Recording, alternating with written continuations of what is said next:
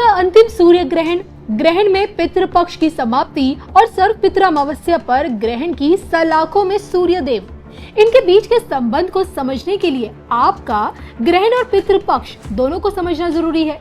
पितृ ऋण से मुक्ति पाने के लिए, पितरों की शांति के लिए और अपनी 7 पीढ़ियों के उद्धार के लिए पिंडदान करने की परंपरा अनादि काल से चली आ रही है और जिसके लिए 15 दिनों का पितृपक्ष प्रत्येक वर्ष आता है।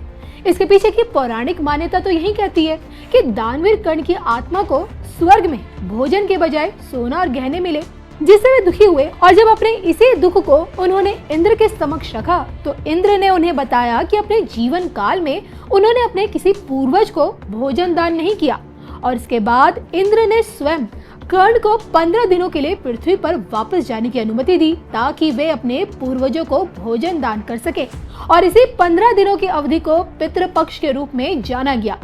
सर्व पितृ अमावस्या पितृपक्ष का समापन है, आखिरी दिन पितरों का तर्पण, पिंडदान और श्राद्ध करने का मौका।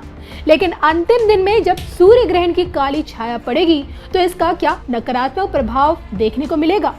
युद्ध के माहौल में और कितना विनाश अभी देखना बाकी है और अब जब अंतिम सूर्य ग्रहण भारत में दिखाई देने वाला नहीं तो क्या नुकसान झेलना पड़ेगा? इसको लेकर नवलापुर महाकाल मंदिर के पीठाधीश्वर संत रुद्रनाथ महाराज जी का क्या कुछ कहना है, सुनिए धर्म ज्ञान पर।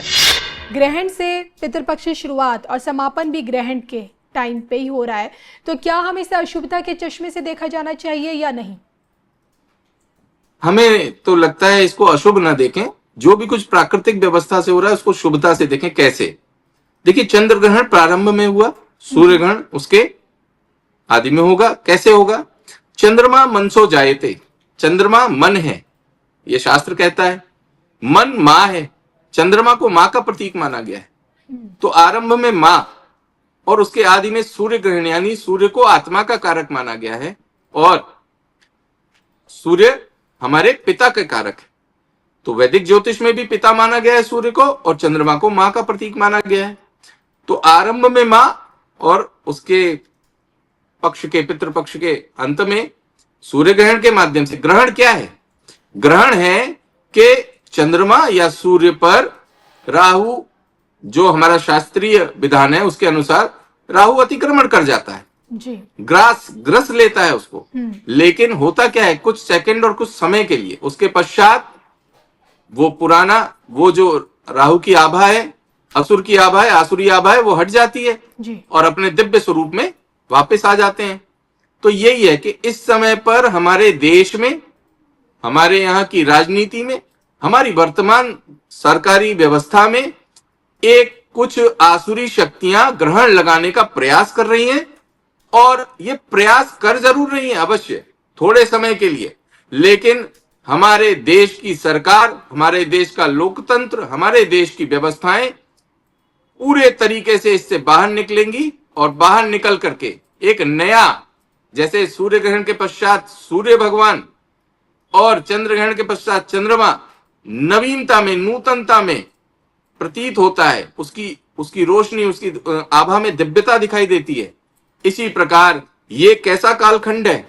ये भारत के लिए तपस्या का कालखंड है। जब ग्रहण लगता है तो हमें तपस्या करनी चाहिए, धार्मिक अनुष्ठान करने चाहिए। ये धर्म अनुष्ठान का समय है, सनातन धर्म के धर्मावलंबियों को एक हो जाना है। यही संदेश देना चाहेंगे कि इस पितृपक्ष में सबको एक होकर के और भारत की सरकार को, भारत के वैभव को, भारत के सनातन धर्म को रक्षित करने के लिए, पोषित करने के लिए एकजुट होना है। और जितनी भी शक्तियां, चाहे वो भारत के भीतर हो, चाहे भारत के बाहर अन्य राष्ट्रों से भारत के दमन का प्रयास कर रही हैं, इस भारत की तरक्की को, विकास को ग्रहण लगाने का प्रयास कर रही हैं, इनका नाश करने के लिए एकजुट होकर के एक तपस्या, एक योग बल से आगे बढ़ना है। यही हमारा कहना है और ऐसा कोई अशुभ नहीं है, सब शुभता ही लेकर के आएगा, क्योंकि ये भारत भूमि देवताओं की भूमि है, ऋषियों की भूमि है और पितरों की भूमि है। हर हर महादेव। हर हर महादेव। महाराज जी, आपका बहुत बहुत धन्यवाद अपना कीमती समय देने के लिए और धर्म ज्ञान से जुड़ने के लिए। अनुमति दीजिए। नमस्कार। ओम नमः शिवाय। हर हर महादेव। ओम शुभमस्तु, कल्याणमस्तु। हर हर महादेव।